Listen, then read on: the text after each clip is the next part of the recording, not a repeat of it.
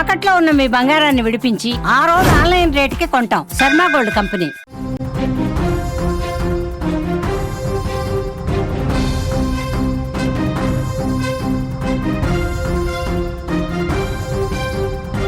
Breaking news చూస్తున్నాం. ఉత్తరప్రదేశ్లో ఘోర ప్రమాదం జరిగింది. అదుపు తప్పి కాలువలోకి బొలెరో వాహనం దూసుకెళ్లింది. పృథ్వీనాథ్ ఆలయానికి 11 మంది భక్తులు వెళ్తుండగా ఈ ప్రమాదం జరిగింది. 4 భక్తులు మాత్రమే ఈ ప్రమాదం నుంచి బయటపడ్డారు. మృతుల్లో ఎక్కువ మంది ఒకే కుటుంబానికి చెందిన వారు కావడంతో మరీ అత్యంత విషాదకరమైనటువంటి వార్తగా దీన్ని చూడాలి. సిపిఆర్ ద్వారా బతికించే ప్రయత్నం చేసినా కనిపించలేదు ఫలితం. భారీ వర్షాల కారణంగా కాలువ ఒక్కసారిగా పొంగి పొర్లుతోంది.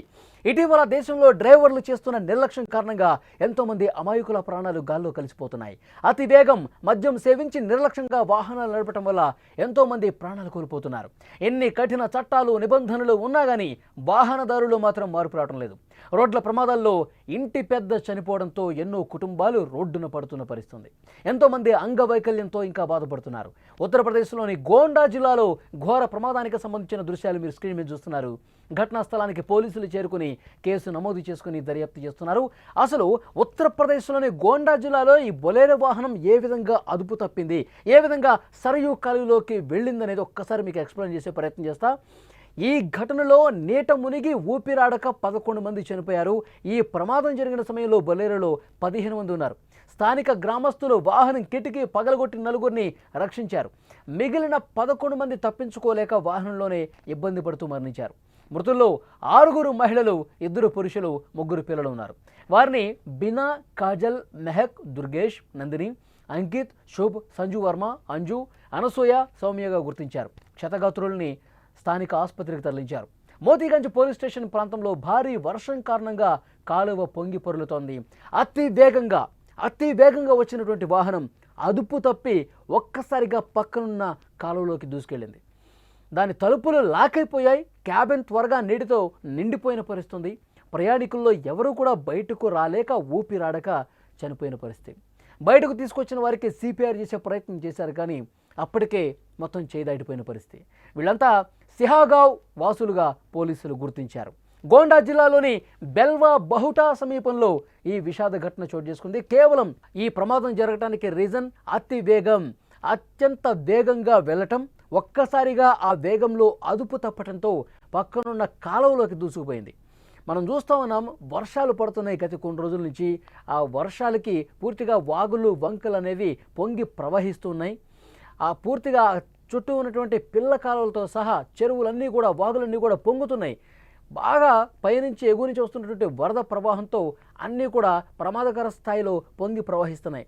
ఇలాంటి ఆ కాలువలోకి పూర్తిగా వేగంతో వచ్చినటువంటి ఆ వెహికల్ ఒక్కసారిగా స్పీడ్తో ఉండటంతో కంట్రోల్ కాని పరిస్థితుంది.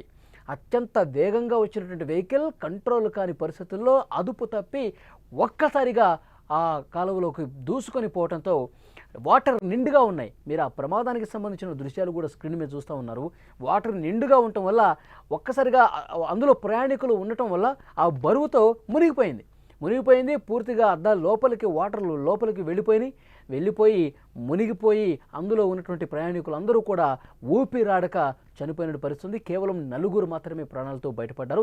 అక్కడున్న స్థానికులు ఈ ప్రమాదం గురించి తెలుసుకున్న వెంటనే అక్కడ ఉన్నటువంటి గ్రామస్తులు ఒక్కసారిగా అక్కడికి చేరుకుని దాన్ని వెహికల్ని లాగే ప్రయత్నం చేశారు, బయటకు తీసే ప్రయత్నం చేశారు. కానీ అప్పటికే జరగాల్సిన నష్టం జరిగిపోయింది.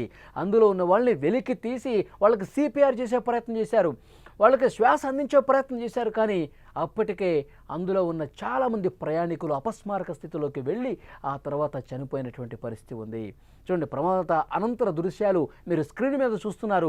బొలెరో వాహనం అదుపు తప్పి పంట కాలువల లోపలికి ఏ విధంగా దూసుకొని పోయిందో, మునిగిపోయిందో, అందులో ఉన్న ప్రయాణికులు మృత్యువాత పడ్డ పరిస్థితి ఉంది. అక్కడ స్థానికంగా మనకి పోలీసులు కనిపిస్తూ ఉన్నారు. అక్కడ ఇంకా వర్షం పడతానే ఉంది. గత కొన్ని రోజులుగా ఉత్తరప్రదేశ్లో వర్షాలు పడతానే ఉన్నాయి. వాగులు, వంకలు పొంగి ప్రవహిస్తూనే ఉన్నాయి. చాలా తీవ్రమైనటువంటి విషాదంగా దీన్ని చూడాల్సిన అవసరం ఉంది. అక్కడ స్థానికులు సహాయక చర్యలు చేస్తూ ఉన్నారు. నష్టం మాత్రం జరిగిపోయింది. ప్రయాణికులు అందులో ఉన్నవాళ్ళు 4 మినహా చనిపోయిన పరిస్థితి. ఆ వర్షం పడుతున్నప్పటికీ కూడా అక్కడ సహాయ కార్యక్రమాలు చేస్తున్నారు. ఆ వెహికల్ని బయటకు తీశారు. ఆ మృతదేహాలని స్థానిక ఆసుపత్రికి కూడా తరలించినటువంటి పరిస్థితి ఉంది. విజువల్స్లో మీరు చూస్తున్నారు. సిహాగావ్ గ్రామం నుంచి వీరందరూ కూడా ఖర్గపూర్లోని పృథ్వీనాథ్ ఆలయంలో పవిత్ర జలం సమర్పించేందుకు 15 మందితో కలిసి ఆ వాహనంలో బయలుదేరారు. ఓవైపు వర్షం పడుతోంది. డ్రైవర్ స్పీడ్గా వెళ్లే ప్రయత్నం చేశాడు. బొలేరో అదుపు తప్పి చెట్టును ఢీకొని సరయూ కాలువలోకి వెళ్ళిపోయింది. ఈ ఘటనపై పోలీసులు కేసు నమోదు చేశారు. నిజంగా అతి వేగంగా వెళ్ళకపోయింటే ఈ ప్రమాదం జరుగుండేది కాదు. కేవలం వేగమే. ఒకవైపు వర్షం పడుతోంది, మరోవైపు వెహికల్స్ ఎదురుగా కూడా ఏమీ రావట్లేదని చెప్పి ఇష్టం వచ్చినట్టుగా డ్రైవర్లు అత్యంత నిర్లక్ష్యంగా వ్యవహరిస్తున్నారు. ఇలాంటి ప్రమాదాలు జరిగినప్పుడు మనకు తెలిసేది ఏంటంటే డ్రైవర్లు అత్యంత నిర్లక్ష్యం ప్రదర్శించడం వల్ల అందులో ఉన్న ప్రయాణికుల ప్రాణాలు గాల్లో కలిసిపోతున్న పరిస్థితి ఉంది. ఇక్కడ కూడా అంతే.